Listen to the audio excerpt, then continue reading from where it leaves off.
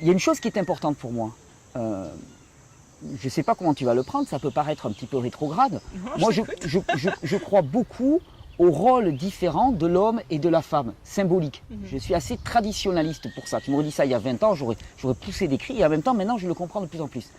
Je crois beaucoup au rôle des femmes parce que traditionnellement, les femmes sont responsables de la nourriture du foyer. Pour les femmes déjà, ce qui est sûr et certain, c'est que vous avez une proportion, vous avez une sensibilité plus forte aux hormones de la faim qui sont la grénine et la leptine.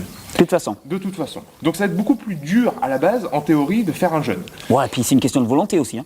Les hommes, on est globalement beaucoup plus mental, beaucoup plus volontariste, on peut fonctionner beaucoup plus à je veux, j'ai décidé, l'engagement et ainsi de suite. L'homme est capable dans l'absolu, par la structuration de son mental, d'une discipline, d'ailleurs des fois d'une discipline qui va au détriment du ressenti et des besoins du corps, que la femme ne peut pas. Enfin, moi je le vois avec mon épouse, je l'ai vu avec des nombreuses femmes qui me disent non mais ça c'est pas pour moi.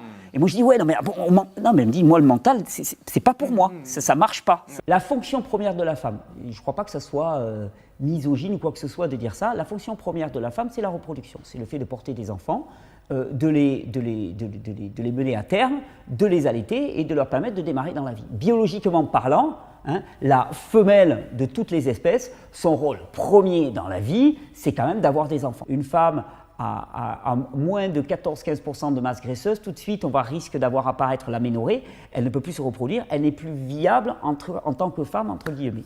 Bon, vous l'aurez compris, Thierry Casasnovas a une vision toute particulière des femmes. Mais allons un peu voir dans ses vidéos sur quelle base scientifique il s'appuie quand il parle de la physiologie des femmes. Petit sein veut dire déjà à la base système endocrinien, système nerveux, plutôt pas très puissant. Hein. C'est ce que je dirais, pour utiliser une expression populaire, une personne qui va être globalement fatiguée, entre guillemets, de naissance. Peux-tu m'aider à vaincre ma sécheresse vaginale? Tu peux essayer de l'instillation de jus vert ou de chlorophylle liquide au niveau du vagin. Ça va aider.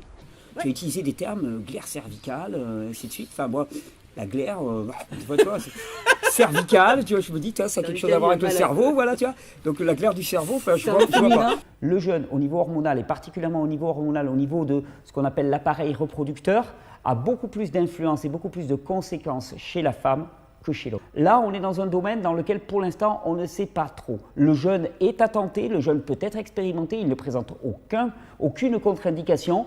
Il peut, pour certaines, s'avérer salutaire, pour d'autres, être relativement anodin, et il y aura d'autres moyens certainement d'agir. Le syndrome prémenstruel qui est lié la plupart du temps à une hypersensibilité des récepteurs hormonaux aux oestrogènes, à la progestérone en particulier, bien, on a des résultats relativement disparates. Donc, automatiquement, en jeûne, eh bien, il y a la GnRH qui baisse, il y a la LH et la FSH qui baissent aussi. Donc, automatiquement, cela induit pendant le jeûne une baisse massive de la fertilité. Par contre, cette baisse hormonale conduit à une augmentation de la sensibilité des récepteurs à ces hormones, la LH, la FSH en particulier. On sait très bien que les restrictions caloriques, quelles qu'elles soient, amènent quasi systématiquement à une forme d'aménorrhée. Donc si le jeûne est associé à une forme de restriction calorique, ça va avoir tendance à diminuer les règles. Le jeûne est certainement le meilleur moyen actuellement de booster naturellement votre fertilité. Tout ça, c'est parfois un peu nébuleux, et puis déjà que c'est difficile de parler de sexualité entre hommes, mais alors de la sexualité des femmes, fait des cycles des femmes et ainsi de suite, là c'est terrain incognita complet. Hein. Le syndrome des ovaires polykystiques, alors ça n'a rien à voir avec des kystes. Hein. Les kystes, normalement, ce sont des excroissances qui se développent dans le corps. Les ovaires polykystiques n'ont pas de kystes, mais leur apparence fait penser comme s'il y avait une multitude de kystes. Les ovaires polykystiques, ça correspond à des kystes nombreux, polykystiques, qui se développent à la surface des ovaires. Des kystes, ce sont des espèces d'excroissance. Bon, si je résume, le jeûne marche mieux sur les femmes, mais en fait non. Le syndrome prémenstruel est dû à une trop grande sensibilité des récepteurs à la LH et à la FSH, exactement ce que cause le jeûne. Donc, mesdames, vous savez ce qu'il vous reste à faire si vous voulez revivre vos pires douleurs menstruelles. Puis enfin, le jeûne provoque l'aménorrhée, mais booste la fertilité, c'est totalement magique. Mais revenons un petit peu à ses convictions. Il faut savoir par exemple qu'il n'hésite pas à blâmer une femme qui vient d'avoir une fausse couche, et même à s'en réjouir. j'ai fait une fausse couche tardive. Je veux dire, pour avoir des enfants, il faut avoir un corps en bonne santé, globalement. Je veux dire, c'est la base. C'est-à-dire, quand un enfant est éliminé par ses parents, c'est qu'il n'est pas viable. Et c'est aussi simple que ça. Un embryon qui ne prend pas, ou qui a une fausse couche en cours, c'est qu'il n'est pas viable. Et il vaut mieux qu'il ne vienne pas à la vie. Il vaut mieux qu'ils ne viennent pas à la vie. Mais si en plus tu forces à venir au monde des enfants qui sinon ne seraient pas viables, pour moi c'est une aberration totale. De même, il est contre la FIV et conseille de jeûner à un homme pourtant clairement stérile. Mon compagnon et moi désirons un enfant, super projet. Les spécialistes médicaux ont affirmé suite à la biopsie que mon compagnon n'avait aucun spermatozoïde. Quant à moi, presque plus de réserve d'ovules. Bon, à vous deux, vous êtes mal barrés. Seule proposition, fécondation in vitro, avec donneur, et surtout ne rien dire à l'enfant. C'est délicieux.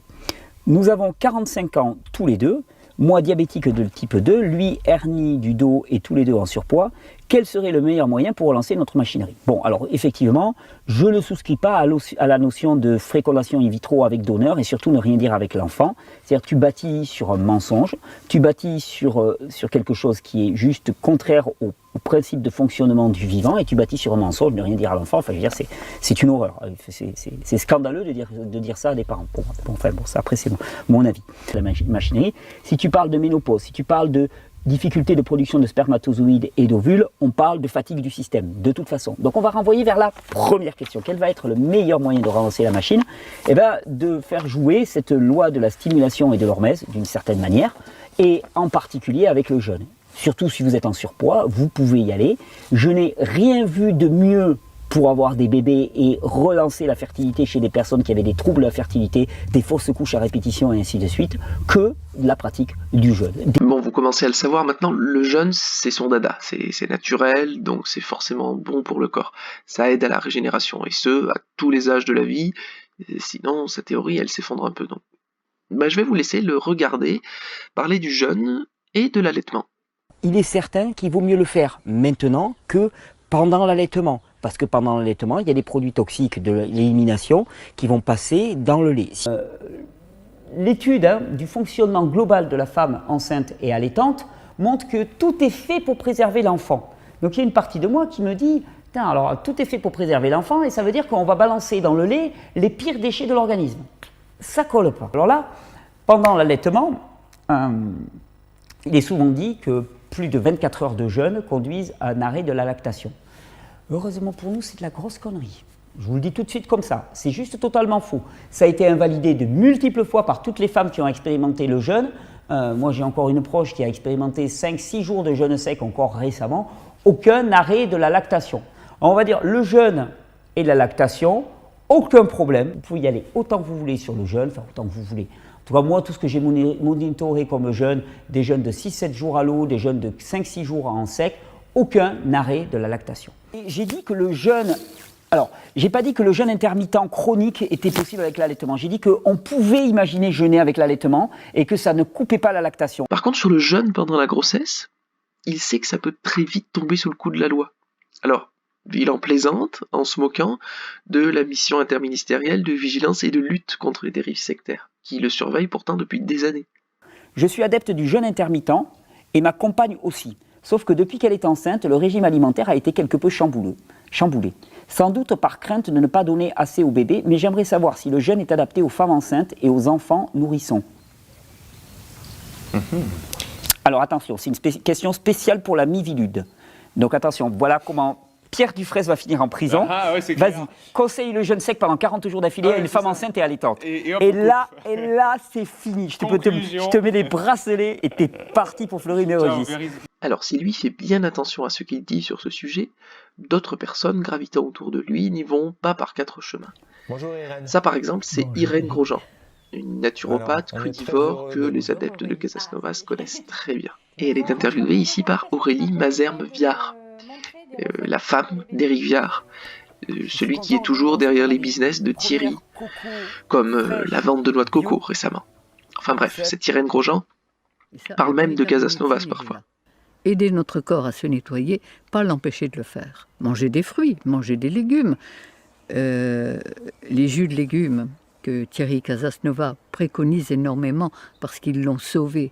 Ceux-là sont donc tout proches. C'est normal vu qu'ils se partagent une grande partie de leur clientèle. Il y a une énorme porosité entre leurs deux publics. Et voilà ce que dit cette femme à propos de la femme enceinte.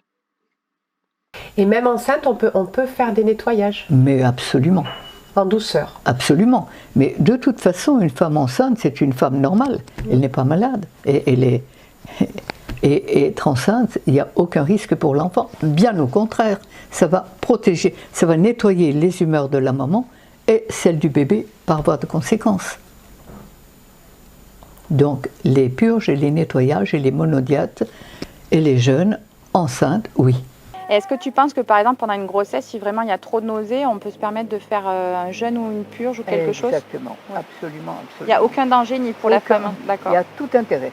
Tout intérêt, et pour l'enfant et pour la maman. Absolument. D'accord. Non mais là c'est carrément un crime de dire ça. Enfin Thierry Casasnovas n'est pas mal non plus dans son genre. Il a par exemple plusieurs fois parlé de l'accouchement à domicile et il pousse les femmes à accoucher chez elles. Je me demandais aussi si l'alimentation crue permettait d'avoir un accouchement moins douloureux au niveau des contractions. Alors, est-ce que l'alimentation crue permet d'avoir un accouchement moins douloureux au niveau des contractions? Oui, c'est avéré. Mais il y a autre chose qui permet d'avoir un accouchement moins douloureux. C'est d'accoucher de manière physiologique. Alors, est-ce qu'on peut ne pas accoucher à l'hôpital? Est-ce qu'on peut accoucher chez soi? Bien sûr, l'accouchement à domicile existe et est largement recommandé. Mais donc, on a la possibilité d'accoucher chez soi. Bien sûr, on fait ce qu'on veut. On peut accoucher n'importe où, bien sûr. D'accord, c'est réjouissant de savoir qu'on a encore ce droit. Après. Moi, dans mon environnement, il se trouve que la majorité des femmes que je connais ont accouché chez elles. Pour un bon nombre, ont même accouché toutes seules, avec leur mari simplement, même sans sage-femme, parce qu'elle n'était pas arrivée, elle n'avait pas eu le temps d'arriver, ou parce que ça s'est passé comme ça. Et effectivement, j'ai de l'accouchement à domicile une vision, mais alors absolument naturelle. C'est même, je tombe des nues dans ce que tu me racontes par rapport à l'hôpital. Donc c'est vraiment important de témoigner et de faire de quelque chose qui est devenu une anormalité, une normalité. Le problème, c'est que les accouchements à domicile, c'est bien gentil, mais ça augmente la mortalité infantile. Alors là, c'est une étude américaine, je vais vous la traduire pour que ce soit plus simple. Voilà. Aux États-Unis, la mortalité néonatale est liée au lieu de naissance, hôpital ou domicile, plutôt qu'au type d'accoucheuse. La cohorte de cette étude est très très importante puisqu'elle regroupe 13 millions de naissances. Et voilà les résultats. Donc la mortalité néonatale, elle est de 3,7 sur 10 000 naissances à l'hôpital. Elle est de 13,66 pour 10 000 naissances à domicile. Et elle augmente même à presque 28 pour 10 000 naissances lorsque l'accouchement était un petit peu imprévu ou non planifié. Et bien voilà, c'est tout à fait physiologique et c'est beaucoup plus naturel, sauf que en se privant de l'hôpital, ces femmes américaines ont augmenté par plus de 320% les chances de mortalité infantile en accouchant chez elles. Bon voilà, je crois qu'on peut dire que Thierry Casasnovas n'est ni à la pointe du féminisme, ni à la pointe de la physiologie des femmes. Je vous souhaite une bonne journée, une bonne régénération et une bonne vie de femme. Elle est terminée celle-là.